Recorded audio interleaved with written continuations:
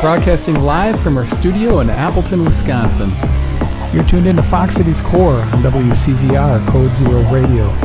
We're the show that gives you an opportunity to call in and be a part of the show. Our call-in line is 920-358-0795. Core. I want to welcome back somebody that you haven't seen for a while. He's been on the show quite a few times. Comedian Crist Olson. Chris, how are you doing? I am good. How are you, sir? I'm doing well. So you were actually the first ever guest I had on Fox City's Core. You were on, I believe it was September 28th. Well, I know because I'm looking at it. September 28th, 2019 was the first ever Fox City's Core. You were the guest. Since then, you've been back a couple times and been co-hosting like this, and you were on a panel show. Yeah. You brought the next guest here, which we're going to introduce now. I did. I've as a local comic and kind of a Midwest comic. Love the Midwest, but thought it'd be nice to have the listening audience and the viewing audience meet a tremendous comedian that I've gotten to know here for a while. Mr. Abe Auer is here with us today. Okay. Abe. Yeah, thanks. Thanks for coming. Me, yeah. Well, you've got a lot of stuff to talk about. You've got some shows coming up that we'll get into, but if you could just start off by a short little introduction about yourself. Sure. Well, first question, is there a lot of surfing in Russia? A Russian surf ban. Like, well, it's pretty specific. I wouldn't figure that's a big thing. Yeah, about myself, I live in the Fox Valley area. I love it. I've lived in Wisconsin most of my life. Got into comedy about 3 years ago or so. I love it. Something I've always wanted to do. I signed up for like a 9th grade talent show and ghosted them and have been haunted by it ever since. So, the ghost of talent shows haunted me. And so I finally, years ago, I was like, I really want to do this. I got into it and I thought, man, if I'm going to do this, I want to put as much work into it as I can. So I've been doing a lot of comedy and I really enjoy it. Yeah, live in the area. I don't know. Where did you start? Where was the first set that you did? So the first open mic I actually ever did was in Green Bay at a place called the Cup of Joy. Okay, yeah. Which so it's a Christian coffee shop, right? And they do music. And my wife, she did music there a lot. So my thought was like, because I think people avoid doing comedy out of fear of like being heckled or whatever. So I'm like, let's go to the most, the safest. Like no one's gonna be like, woo. So I was like, well, let's do this. So that was the first time that I ever did it, actually. Yeah. Nice. Okay. Yeah. It's interesting to me because it seems like the story I hear a lot from comedians in the area is their first time was getting up at the Skyline for like an open mic, and the Skyline is. Would you agree the heart of comedy in this area, or am I off base there? No, definitely in the Valley, I would think so. Absolutely. I mean, it's a club that's been here now 30 plus years, and it's changed ownership just twice. Most recently in 2018, I believe. But nonetheless, no, it's been kind of the beating heart of comedy throughout the Fox Valley. Now, there have been other venues that have done comedy shows, but as far as a staple of, a Thursday, Friday, Saturday shows, and then even midweek shows, Skyline is essentially just honestly the place to be. Yeah. Yeah, well, that's it. I mean, and I know when they went through that last sale, there was some fear that it wouldn't be there anymore. He had the Comedy Quarter at one point, which yeah. Do you ever think about the Comedy Quarter? Not much anymore because it's now a large bank, but that's fine. Pardon me, credit union. That's a misterm of words. No, what was interesting though is they had so the Quarter had and they closed in 2013, I think. 2013, I think. They had a really great Monday open mic, and I mean it was you just show up and you're essentially going to get on, but that was interesting because you'd open mic there, but you take work there, but the pinnacle was Skyline. I mean it's just kind of how it was, and then when the place closed, it was for various different reasons, but a number of individuals that had gotten good and had gotten paid shows, obviously very small shows, had then migrated to Skyline And the owner at the time, Cliff, was super cool about learning a little bit more about these individuals and what they had to offer, what they brought to the table, what type of style they had, that type of thing. And it really opened up a lot more of a lot of different styles. I'll say that. There's super dark humor. There's very, very super clean comedians that have come and gone. But then there's been a number that were organically grown from Skyline that have now spread wings and have gone other places, whether it be Milwaukee, Denver, Nashville, Chicago. So it's been interesting here over the last couple of years to have seen that kind of that migration sort of in and then back out. And it's fun. It's great. It's just still a great budding scene. And I don't have anything bad to say about the environment at all. It's been really blessed to be a part of it. So yeah. Well, Abe, you kind of mentioned your first interest in comedy. Tell me a little bit about what pushed you to wanting to get to that next level of actually going around and being a comedian. Mm-hmm. So I think it was something that, like, I would see clips online and I'm just like, man, that's so cool. Like, I couldn't do that, but I want to do that. And I'd see it all the time. Like, I'm like, how could they build up the courage, the nerve to do that? And then I'm like, well, if I ever did, I would do this. But then it was about 4 years ago. I had COVID. I was down and out for like 10 days, and I found the end of the internet. I just watched clips after clips, and then I stumbled across Nate Bargatze, who now is just taking over the entertainment world. And I was like, okay, he's kind of doing the things in comedy that I found enjoyable. That's like something I could watch with anyone in the room. The kids. I mean, I enjoy all types of comedy, but some stuff you can't have on with little kids in the room. So because I have a big family, so it's like I want to. If I got into it, that's what I would do. And then so kind of learning more about him, his style, and other people associated with him, I'm like, oh, this is possible. Like, you can do comedy in really any kind of style. You just have to get good at it. And so that was kind of what I think pushed me then. And then I saw a show at the Meyer Theatre. A guy named Crist, who is big in his world too. And then I remember sitting up in the balcony watching all three comics on that show just crush it. Hundreds of people just laughing, and I'm like, I want to do this. That was when I'm like, I'm gonna figure out a way to do this. And then it was a couple weeks later that I did that first open mic. So I was like, yeah, and I had like an hour drive every day. So every morning I would just start thinking, and it was like, okay, this is what I would do. This is what I would say, and build up enough for that first open mic. And then after I did it, then I was, you take the victory lap of like, yeah, I did it. And then a couple months go by, and I'm like, I'm going to put in time. And then that's when I did the first Skyline open mic. And it is the hub, it's like there's other great independent comedy shows around at Fox Valley Comedy. They bring in big names and do shows. Yeah. But as far as established club, Skyline, they bring big names, and you get to meet a lot of really cool people just hanging around there. I think like when you walk in there as well, you see all the pictures on the wall of the people that have been there before. So unlike if you're playing at the Meyer or somewhere, I mean, you walk in there, that's more, set up for play stuff. But Skyline is specifically comedy. Mm-hmm. If you're into the craft, you walk in there and you see those pictures, and it's like, wow. And you mentioned it, full circle moment for you.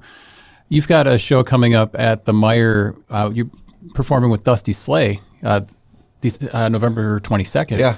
So you're going to be performing on that stage that got you sucked into wanting to do this as a career kind of. Yeah, it's very cool. It's like, and I worked in Green Bay for about a year, and on my lunch break, I'd pound a lap downtown, and I'd walk by the Meyer Theatre, and I'm like, someday, and I'm like, I don't know, it could be in many, many years away, and I was like, man, someday that would be great to do. And so, yeah, that's pretty cool to see that play out. So, what was the hardest thing about doing this? What was it, coming up with material? Because if you're just going up and doing it as a one-off thing in high school or whatever, it's way different than trying to go up and do it in front of a bunch of older adults at a club that pay to get in, or whatever you're performing at. Yeah, I think time, energy, and money are kind of like, for me, the biggest things. Do you have the time to sit down and write, or to perfect especially like we said, there's not that many open mics in the Valley. If you lived in Chicago, you could do 5 open mics a night, and you could just work on these jokes until it's like polished in a week. And here it's like, maybe by February, this, I've said this joke enough times. So time and opportunities. Nice thing about comedy is it's all self-motivated. You can probably put in as much work as you want, or you can do it twice and hang it up. No one cares. Probably some people who do it more hope that people give up, because then there's more opportunities for them. So it's survival of the fittest. It really is. Yeah. So that's been, and then the Skyline is awesome. If you want to branch out, it takes money. You're driving, no one's paying you back unless you might, once you kind of get a name or get some good material, you might get paid enough to pay your gas trip, and I mean, if you want a hotel, I mean, you're probably losing money. But put it on your taxes and it's write-off. Yeah, exactly. So do you, doing this, you have a legit business, there's paperwork you have to do and all that to claim taxes. It's not, I'll just say, like if you're in a band and you're playing some shows and you're not, paying taxes on that. Yeah, I think when you're getting, I put it all on there. My brother-in-law's a CPA, so we got it all figured out. My first thought was like, okay, I'm getting a check from a comedy club. So it's different than, like I said, the bartender's like, oh, we got some tips, split it up amongst you, So no, it all, I keep track of everything. I got a whole list. Where did I go? How much time did I do? What did I make? What did the club pay me? Did I sell anything? And then the mileage is a big one, because cancels everything out. But yeah, it's pretty cool. You get a check the first check I got, I think, for Milwaukee Improv. I'm like, in their business headquarters, I'm like, wow, this is cool. But now everyone knows about it. So, do you remember the first check you got, Chris? Yeah. The first check I received was from Skyline. Everything else was, it'd be a booker that would have X amount of dollars allocated for the show, and it might be $25, and I did 10 minutes. And I drove round trip, 100 miles to do that 10 minutes. But no, the first check that I had ever received was from Skyline. Yeah. But then you go to different venues and other locations. And sometimes it's neat. And now, obviously, with the ability to mobile deposit, you can keep those checks. Back in the day, you kind of had to just have the bank take that thing, and you'd never see it again. But I'd take photos of it. The first time I got a check from what was the Milwaukee Comedy Cafe. I took a photo of that. The photo I had from the Meyer. The photo I had from what was the one in Stevens Point that's not there anymore. Anyway, yes. It is neat to keep track of where you've been. Yeah, they need your brother-in-law to run the books. So I thought comedians just did this for fun. I'm surprised. I'm shocked, actually. Are you really? Well, the fame and glory is, the top on the list, but if you can get $20, That's right. Yeah. No, there's been so many memories now, and I was talking to a fellow comic last evening of just these stories that go back, 10 to 11 plus years of doing this, and the amount of travel that you'd put in, and just mental agony of this has got to go well. This has got to go well. Oh, sure. And it's 10 minutes, and it's 45 minutes from home, so you're on the road for 90 minutes, and you're getting home at 2 in the morning or something like that. But it just kind of helps groom you, though. I mean, it seasons you. It's like a marinade that takes quite a while. But then, obviously, you get used to it, and then you can kind of get to a point, if you'd like, to not feel pressured to have to do that. Now, if it's an opportunity to work with someone of sort of a large name or a venue, absolutely. I think you have to do that in what we do to be able to get your foot in the door, because it's a lot of networking. It really honestly is. From there, then, though, it's maintaining those relationships and maintaining those contacts, and really just try to be a good person. It's not that difficult in life. To then just keep that open dialogue of how you can help out. You can pop back in. If there's ever cancellation that's sort of short and you're nearby, that's always great to kind of have in your back pocket as well. Yeah.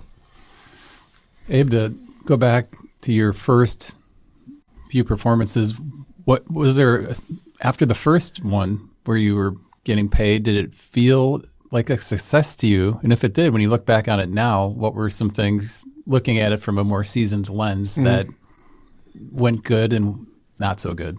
Yeah, I think so. The first paid show at Skyline, I was. It's funny because I think it got offered to me in like May, and it wasn't until August. So I thought about it every day. I was like, these are the 10 minutes I'm gonna do, and I was just so like locked into like I gotta. It's so stressful thinking about it, and I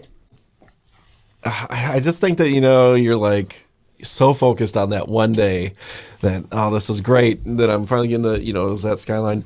I think looking back, it's like, now I have more experience where maybe if the set isn't going so good, you change it up. You think of a different joke, or don't go in there with such a rigid mindset of like, I got to hit this, and this joke. So some of those I don't watch. I record all the sets, but I was like, I don't want to watch that. Because when I got done, I'm like, I think that was okay. But you're just not self-aware enough to know, like, maybe that wasn't so great. But it's all part of, to me, it's like, if you can take those blows of like, I did it, it was okay, and just keep going, keep building, don't get discouraged and be like, I never want to do that again. I think that's a big part of it, because I liken it to music in so many different ways. You're learning. It's so much like that, where you just have to put in the time and practice. And then even now, you'll do a set and you're like, that was just okay, and listen to it back. Could I have told this different? Was I not prepared enough? Did I just... How do you prepare? Do you walk around the house and go through your material, or do you do it in front of a mirror? The biggest thing for me is I listen to it. So I'll listen to the audio. Like if I have a show that night throughout the day, I have all these, like, kind of my go-to sets of like, these went good, this is how I want to say this. I'll throw in an AirPod and I'll just listen to it over and over and over. I'll try to listen to probably for a couple hours the day of, and throughout the week I'll do that. So like if it's 10 minutes, you're listening to that for a couple hours. Yeah.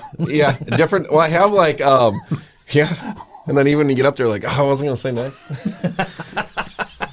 But I have a couple, like go to like 20-minute sets that I did that are pretty good. I'm like, okay, if I throw this in, it'll kind of get me. So that's a big part of it, just to get in my mind. And that was a suggestion. Greg Warren suggested that.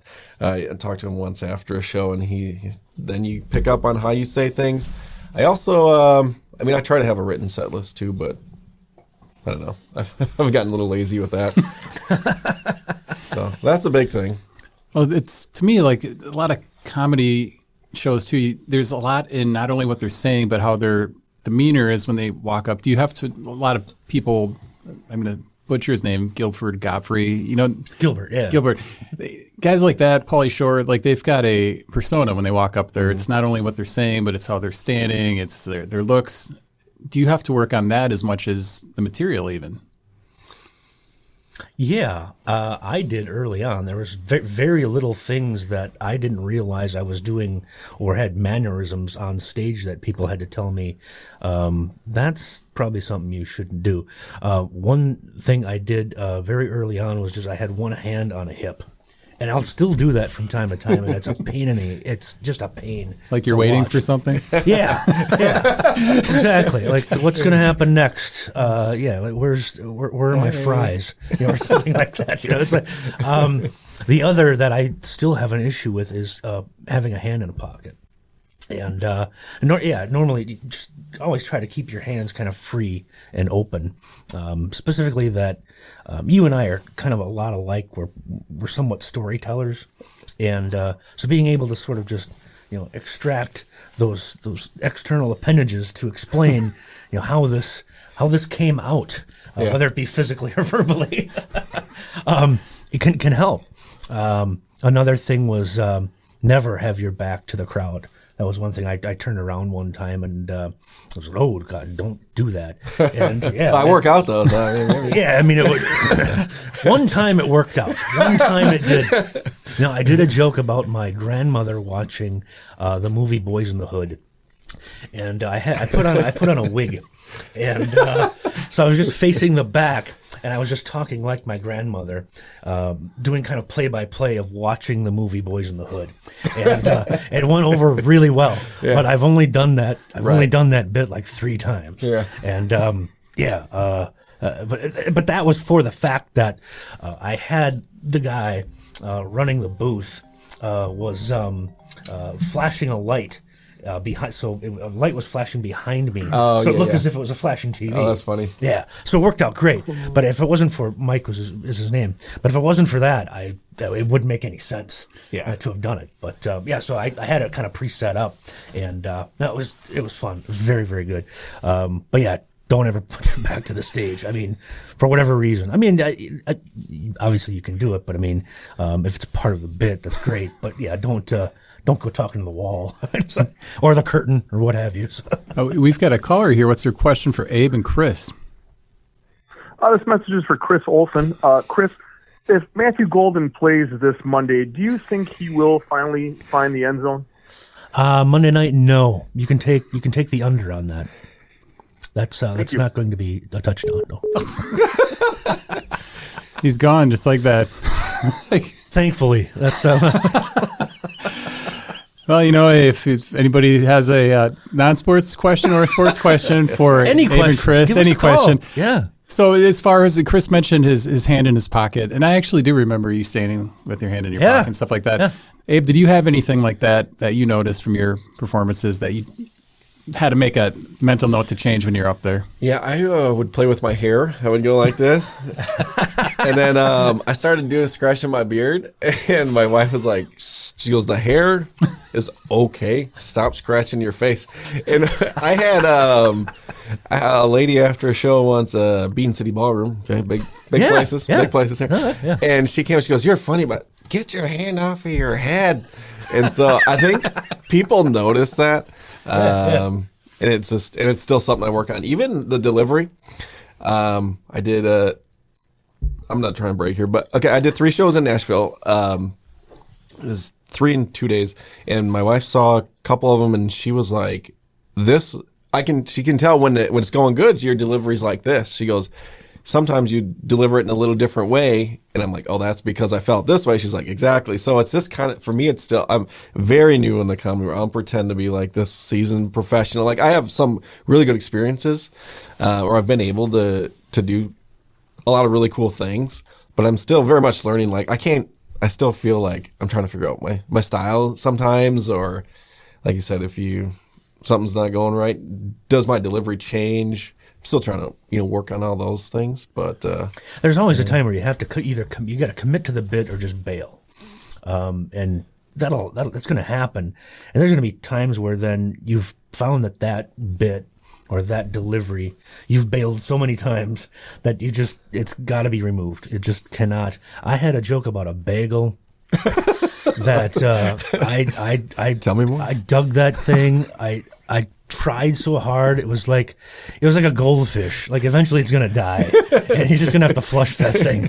And that was it just would not go over. What was it about? It was about how you would cut a bagel.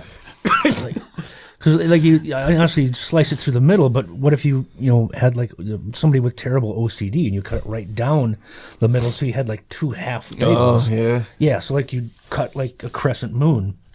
And you would like just put cream cheese on it and like lox and whatever else, and you eat that way. So I'm trying to explain how to do this, and it's not really getting anywhere. So yeah, I thought it was a great take on just being OCD. I thought you were going to try to explain it here. I was going to see how far you went into it. No, I'm giving you the really cliff notes. Oh, wow, there's more to it. Oh, there's a lot more to it, yeah. Like, that's 20 minutes. That was warming them up with the bagels. Hence the reason why it's in the toilet. We're doing this Pop-Tart joke now. Well, if you guys kill some off like that during it, like if that's a bigger part of your set and you kill that off calling an audible, how do you replace that? Especially if you're like Abe and you listen to something over and over again. That's got to affect the cadence and everything. Yeah, I talked to I was really green. This is 2015, I think. I talked to Jimmy Pardo, one of the greatest comedians I think of our time. Super funny. Always willing to talk to people, but he had said always have a skeleton in the closet.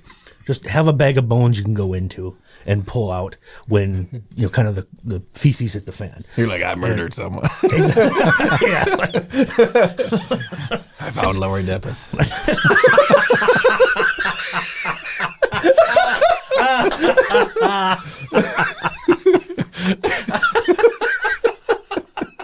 Bravo. That is so dark, but I think that's kind of the funny part of it. Skeletons, there we go.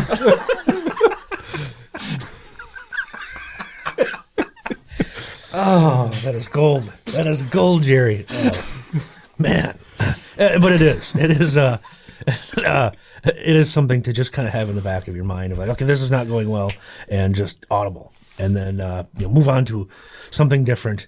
And you can even make that, you can make light of that, of just, you've been talking about your kids and then suddenly go into being ill, or some sort of sickness you had. They don't have to necessarily completely correlate. You can do the 180. But yeah, it's something that I've remembered and try to stick to because it is good advice. And I've mentioned it to a lot of other comics and they totally agree. Yeah. I think one thing that I love, I'm sorry, but I just say is that the laugh, being a person that enjoys comedy, it's when you hear a joke and it takes you a second and then it just hits you. Is that enjoyable to get that pause and then the hard laugh? Oh, yeah. Or do you prefer the immediate laugh? Don't matter. Abe's patient. Yeah. I'm usually thinking of what I'm going to say next. So either way. Yeah. Yeah. But I was going to say, too, about... and that's kind of what open mics are for, too, where you're trying to work something out. If it's a brand new joke and you're on, like, that's... like paid shows, let's say during the weekend at Skyline, usually like the early shows, I'll try to make sure that like all these jokes I've done them many times. It's going to be good. Or, it's done well other places. The late show, then is when I start to, I'll try some stuff. Okay, is there something here? But even like you're saying, like just the bagel idea of like, or if it's something where I'm like, that's where I'll do an open mic. Is there any traction? Can I get through this whole thing without being like, what am I even talking about? And that's a good example. Wednesday, where we did open mic together at Skyline. Yeah.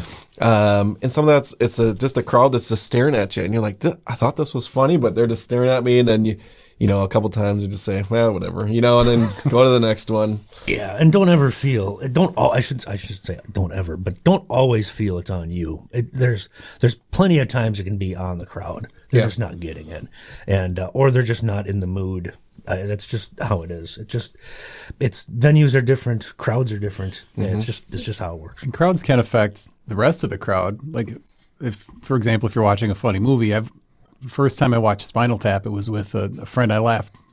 We both laughed all throughout it. And then I watched it with my wife, and she didn't laugh once, so I didn't laugh once. So, I think it depends on the crowd, too, right? So do you have material that kills at one place, and then you go somewhere else, and it crickets? Yeah, absolutely. Right. No, and the demographic of the crowd completely changes, how your planned set might go. I still do this. I'll still do just a visual lap of the age, the demographic. Okay, so it's 20 somethings. Okay, this will probably hold. It's a little older crowds. Okay, let's cater to that audience a little bit more, to where they may understand, they're going to get a reference from the 80s versus, a group that's, college kids. The Thursday night, the show I was on Thursday night, there were dental students from Marquette Dental. It's already funny. Yeah. You guys ever eat a bagel? Call back. You boys got any floss? And a poppy seed bagel. I had an everything bagel. It's stuck here. But no, so right there and right then and there, the three of us knew that they're young, so they're going to laugh at some more pop culture crap than say a crowd that might be, 40s and 50s, sometimes even older. So yeah, that comes into play quite a bit. Yeah. I mean, even the married stuff, kids stuff, you say that and there's 20-year-olds and they're kind of like, ooh, you have kids like you're old, Yeah. So and I think that's part of, like I said, look at the crowd, and because really, this is where I think it kind of breaks from music is like you can be a very good musician, get up there, deliver it. People don't have to give you instant feedback. They're just enjoying it. And so you don't know. You're just kind of doing your thing. Comedy, you get the instant feedback. So you kind of know if they're enjoying it. And then, I mean, you always want the crowd, especially if they're paying money. You always want them to have a good experience. Right. But then also there's times you'll do it and then maybe people don't laugh, but 5, 6 people, they'll come up and be like, great job. And you're like, well, why didn't you laugh? That would have maybe helped. Yeah. So I think that's where comedy is very difficult because the mental aspect of it is like, I thought that joke was a lot better. And you don't get the payback right away, but yeah, stick with it. You had mentioned your wife giving you some pointers of, don't touch the beard. That's enough with the hair. Who else in your life, I guess, your wife, I know you've got a big family, who else has kind of given you some direction, and how do they enjoy kind of watching you perform? Let's see. I think other people, they go to the open mic. I've gotten, they give ideas, they give pointers. A couple of years ago I did, and so I'm doing that show with Dusty Slay, and I had sent him a video because I had met him before and talked a little bit, and then he gave the feedback of, hey, you probably want to invest in some microphones so that people can hear it, and he gave a couple jokes, this, and this, and so I think in a book that I'm still reading, but about basically reach out to people who are experienced professionals and take their criticism, or just listen to take their critique without getting offended or whatever. So I don't know. It's hard though because at the open mic, people are rarely going to say, well, this joke could be done this, and what. Everyone's just going to say, good job. Yeah. Someone, 4 minutes of crickets, and then everyone else like, oh, good job. So it wasn't, but thanks. But it is nice getting some feedback from your peers. Oh, it's definitely. Good or bad. Yeah. So I mean, keep that in mind too. Of that, just because you're going to say, hey, you probably could have maybe twisted this a little different. Mm-hmm. Certainly, don't be offended by it. And please, if you're comics listening, just speak up. We're all in this together. So yeah, let's just try to help each other out. How have your kids received watching you perform? I know from my angle, I didn't want my kids to see anything I was doing for quite some time, and then I kind of opened up. Here's what it's like, and here's what I'm doing, and here's what I'm talking about. How have they kind of received what you're doing? I think that especially the older ones, they don't. I think they don't want to be the butt of any joke. Yeah, which I understand, and so I don't. I mean, it's rare that I would even mention them because, 2 boys in high school, they don't want to get picked on. And, I certainly understand that. So I'm not like, hey, this, and I think, there's not a whole lot of feedback from them like, oh, Dad, that's so cool that you're doing this, because it's a battle. I want to be at home, but, I can go to Milwaukee tonight and do this. And so some of the shows I've been able to bring some of the kids along. So my oldest son, when I took photos at Pabst Theater in Milwaukee for Dusty Slade, and my son and a friend were able to sit really close and watch. I did photos, and then they were able to come backstage afterwards. And my son's up on the stage. He's like, oh, wow, he's taking pictures. Yeah. Then I went down to Zane, Chicago, was able to bring my son along. Same thing. He gets to sit in the back like a, mafia boss and order pizza. And he might not speak up, but afterwards he's like, oh, that was really cool. So... Yeah. More of just coming along, because they're not going to be like, Dad, you crushed it. You can't give your dad a compliment when you're a teenager. So. Yeah, that's interesting. Yeah, that's actually quite true. So I've looked at it more of like, how can I bring them into the experience? Yeah. But my oldest, something happened where he's like, they found out I had a YouTube channel. He's like, I had to listen to your jokes at school for 2 hours because all the kids were listening to your YouTube channel. 2 hours. Yeah. Isn't that something ironic? So I was like, yeah, that's right. We had a question here from Bob Minter. He says, how do you overcome dying on stage? Is there a grieving period, or do you just blow it off as the crowd came from an unsavory background and it's their fault?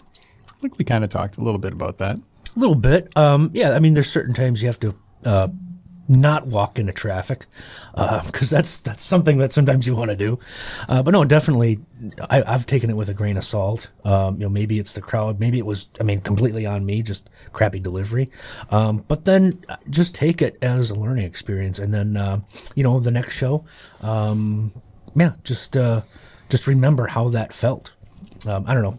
How about yourself? Yeah, same thing. I mean, there's been places that I'm like, oh, I can't wait to get on stage there. And then the recording isn't that great. It's just like, man, when I was up on stage, it sounded like they were laughing so much more. You hear it back, you're like, maybe they weren't into it. Or I think what you said is great.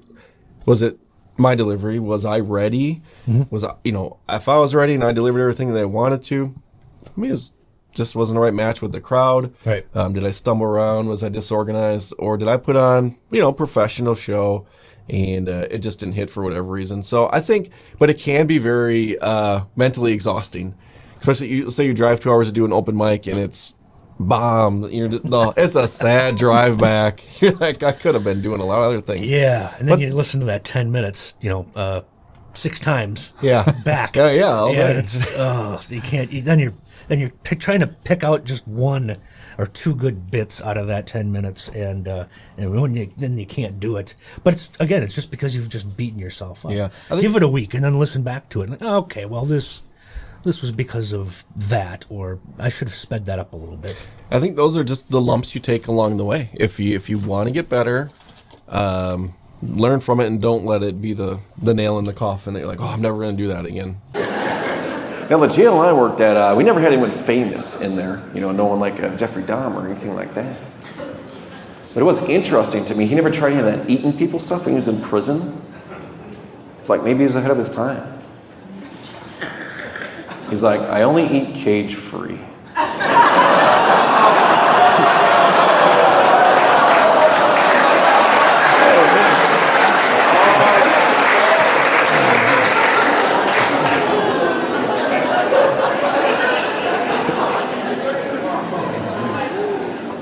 Free-range human is the best. My kids love that joke too. Show and tell every year. No, legit though, the first time I said that joke at home, my wife said, that is in very poor taste. I said, well, I wouldn't know. Okay. Yeah. But I'm going to tell it.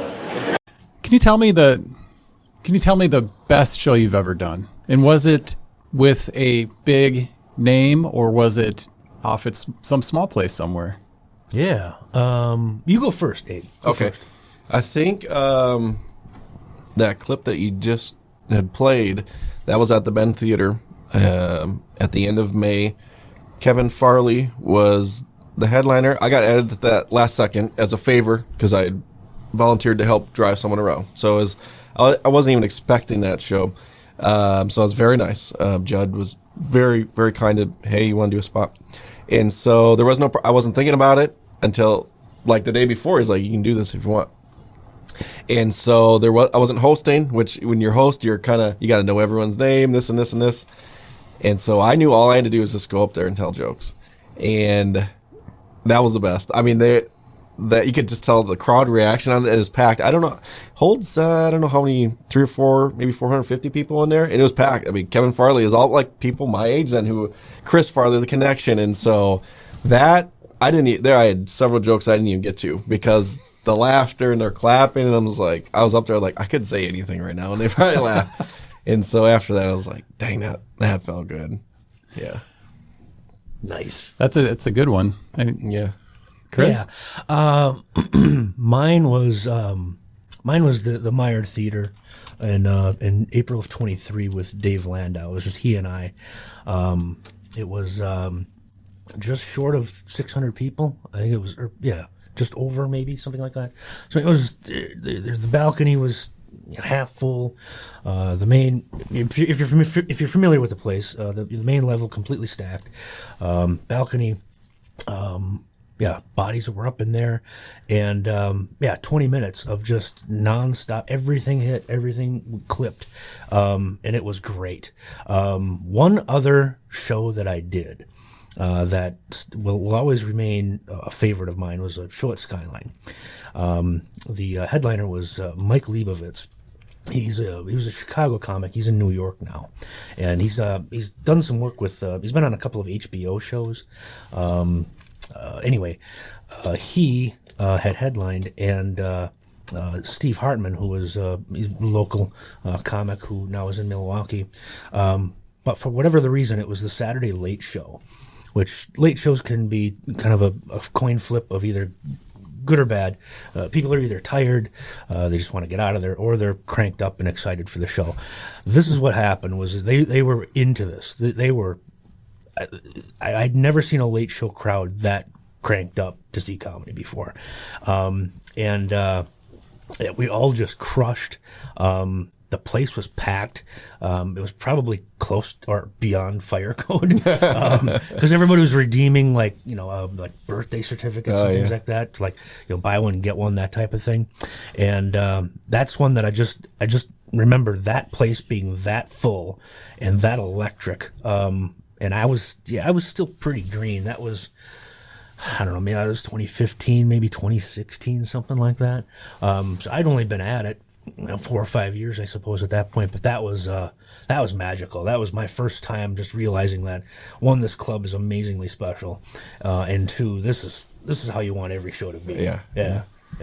And you chase that. But that's a good example. Both of you listed shows that are heavily attended, and I think it's easier for people to laugh when there's more people there, because if there's less, you feel, especially if you're a laugher, a little strange being, one of the few laughing versus what kind of spreads when you're in a big crowd. Like, you know what I mean? Yeah. I will say this though, of some independent shows that have maybe only had 15 people. Sometimes that's fun because and like beyond fun, like you just kind of kick back and it's almost having a conversation with like it's kind of like just a bunch of people having coffee together. Yeah. I've had a lot of fun with that because it's very intimate then. It's just a very small group and you're all in that together, whether it be big or small. How is the scene in the Fox Cities? Because we mentioned the Comedy Quarter. There's places that have come and gone. Chris, I know you used to perform at a place up in De Pere, I believe. I don't know if that's still doing comedy. It's Comedy City. Thursday nights. They used to have a Thursday night comedy showcase. That's not running anymore. Let's see.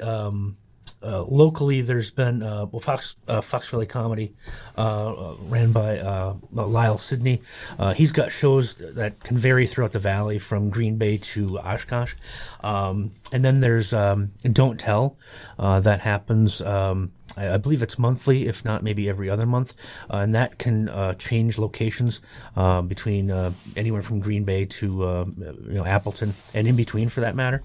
So there's a lot of different either pop-up places or venues that do shows.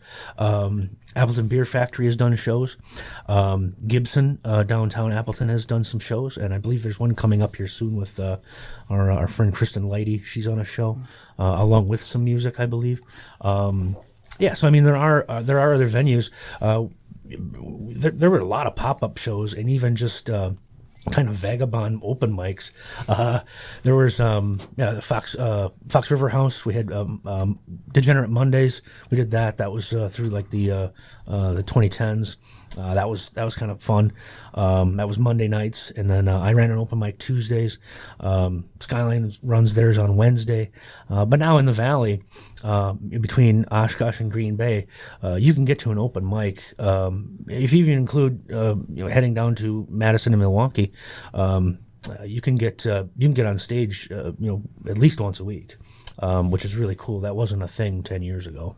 So there's definitely interest, and it's definitely still growing, which is really fun to see. How is entry into something like that? Abe, I know you're a little newer to the scene than Chris, but is it hard to get in this and even find out about some of these things that are happening in this area? I think just because Appleton's a little bit smaller, you figure out pretty quick where the open mics are. There's like Fox Valley Comedy Scene page, I think, on Facebook. Yep. So people list the open mics in there. There's lists. If you Google enough around, there's sheets that have been made up where the open mics are. And then, you figure it out pretty quick. Madison has a Google Docs page that just lists everything, like every night of the week throughout the course of a month, which is pretty cool. And I mean, that varies. I mean, you can pinpoint a lot of different locations that are doing just pure open mics, but then also showcases that you got to get a hold of the booker, obviously, to try to get on the show. But that's the business. That's just kind of how it works. Well, you mentioned Kristen Lady. She's been here before. Yeah. And there's a push, it seems like, and it's always been there, but it seems like there's more people experimenting with having a comedian paired up with a music show. Yeah. And I know you've done that before, Chris, and I know Kristen Lady did stuff for Tom Smith up in Green Bay for GBUFO Fest. Ben Rush is also doing that at the Ambassador on December 19th with Sean Patrick Moore, having him come up and MC, how do you feel about doing events like that? And Abe, have you done something like that yet? I don't think I've done with music, but other like fundraiser stuff that I've asked. Like if you come up and I don't know. I think anytime you get experience talking to a mic in front of people, it's probably good, but I don't know. Stage time. I mean, it doesn't matter to me. It gives you a chance to, whether that crowd is into it or they're there for you, or if they're not for you. It's still an opportunity. But yeah, so I've done. I've worked with it with music. And as long as obviously the crowd knows about it, first of all, they don't just throw me in on it like last minute. But Andy, you and I, we did a show. Pudge and I, we did a show years ago. And I've worked with a number of other musicians, and it works well. They got to take a break, so why don't you kind of fill that gap while people are still going to get a drink, use the restroom, whatever. Those that aren't, why don't you give them something to laugh at? Give them some filler. Yeah. Well, those kind of shows have the possibility of being more tough because unlike a place like the Skyline where people are just small talking during the performance, if you're doing that for a band in between, that's when a lot of people talk and you're probably fighting the crowd noise, right? Big time. So it's got the stage time, but it's got the possibility of going south. Unless you really grab them. True. I mean, there's always going to be somebody listening. But then, obviously, just have your camera, or at least have a phone. Early on, I never had a camera, and I don't anymore either since mine decided not to work. It quit on me. But nonetheless, just record audio on your phone. I've done that almost for every set I've ever done, and you can still listen back to it and just at least listen to your own delivery, whether it's someone paying attention or not. Well, Abe, you've got a YouTube page, you mentioned it, and I've checked it out. You've got lots of short minute or under clips. Mm-hmm. I didn't see anything like long form on there. Is that by design? It is.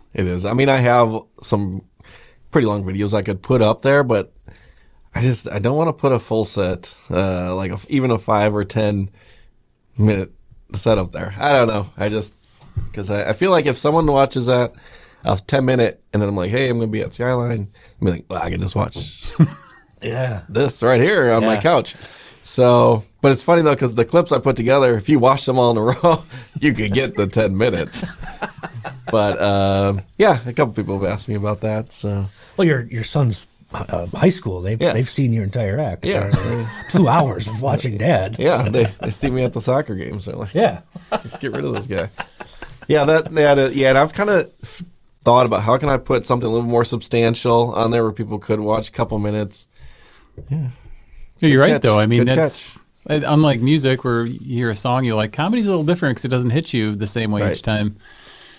And Chris, I don't know if you've posted a whole lot lately, have you? I haven't recently. No. I haven't gotten anything that's of decent visual quality here in quite some time. Hence the reason I'm going to have Abe record my set tonight. I'll be there. Got a fancy setup. It's been a while. But yeah, I've posted a couple of clips, but they're so old. Additionally, I've taken down garbage that I put up from years ago. I mean, was the Bagel bit ever up there? No, Bagel Bit never hit YouTube. Thank goodness. It's on the dark web. That's on the dark web. Yeah, you gotta dig real deep. That's the Bagel Bit's probably within the Epstein files, I think, at this point. It's underneath the skeletons. In the closet. And Deppis. Yeah. The bottom of the Stephen Avery burn pit or something. Yeah. It's in there. We're near the end of the show, so might as well burn it all down, right? Have you guys? Do you prefer like the challenge of like? Are your shows pretty clean now, Chris? I know yours when you were starting out was not clean, but you both. Because I know the Dahmer joke was a little dark, but I consider that kind of clean, though, right? I would too. Yeah, I would. I mean, I think one thing that's helped me the most, and people ask, especially newer comics in the area, what can I don't know, they just kind of pick your brain. And I say for me, my success for the most part has been from doing cleaner comedy. Maybe a little weird. I say it's weird, maybe a little dark. Jeffrey Dahmer is dark. But I don't know. I say if you can work clean, because part of the Skyline, when you get the sheet to book, it says no F-bombs, no this and this. So there's a standard there. In general, clubs want you to be able to be clean or PG-13 type because you're the intro. And people are ordering drinks, this and this, and if you come right out with, and if you're typically very dirty or filthy, swear a lot, it's just a weird way to start the night, especially you're bringing a date. Let that be the headliner's thing. Even some headliners who are not clean at all, they still will want clean openers because they want to be able to do, that's their thing. It's like having your dessert first then and then. Right. That's their thing. So that's been very helpful to me is to be, I like to say weird, so it'll be weird, but it'll be clean enough, Yeah. I've bounced from both because there's certain things I like to talk about that are a little dark and edgy and R-rated, but I've done plenty of shows that it's got to be PG-13. There can't be any cursing at all, or just specifically no F word, and that's I don't know if that's difficult for you to do, then you're doing it wrong, to be honest.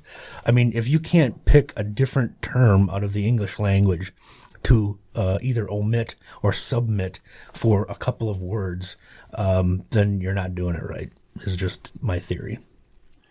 There's a segment we would do on here once in a while called Shots Fired, where you would say a band that you think is overrated, that everybody likes. Is there a comedian for each of you that you would say is overrated? Oh boy. Abe, go first. I mean, the other thing about comedy is is very networky. So I'll tell you a lot that are underrated. They don't get their flowers. Shots not fired. That's right. That's not right. fired. I mean, yeah. But so I can't think of a single one.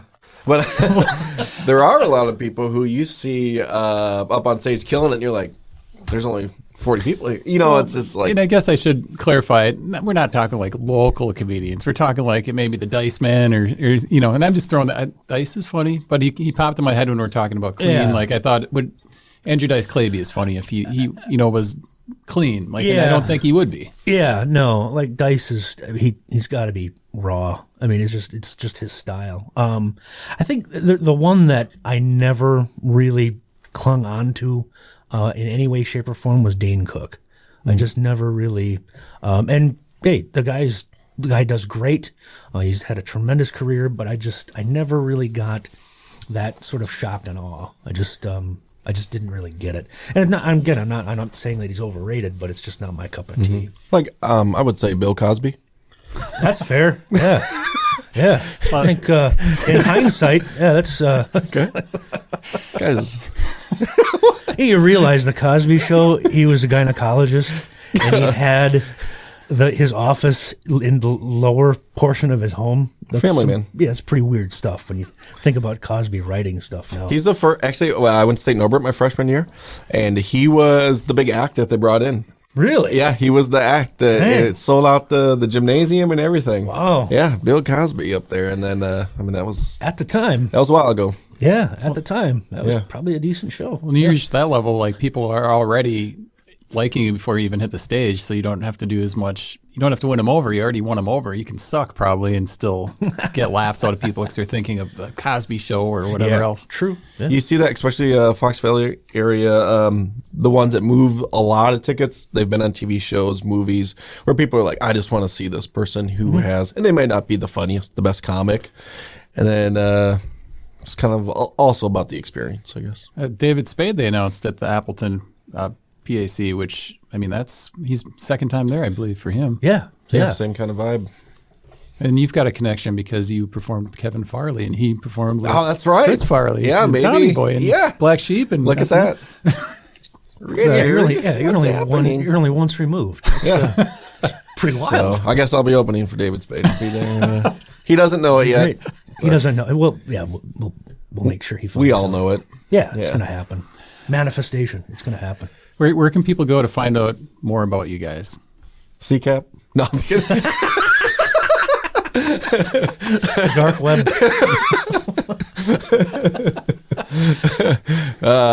Instagram, Abe, ABE_Auer, AUER. I have a fan Facebook page, a YouTube page. They all have different names. It makes no sense. I've got a website, olsoncomedy.com. You can go there.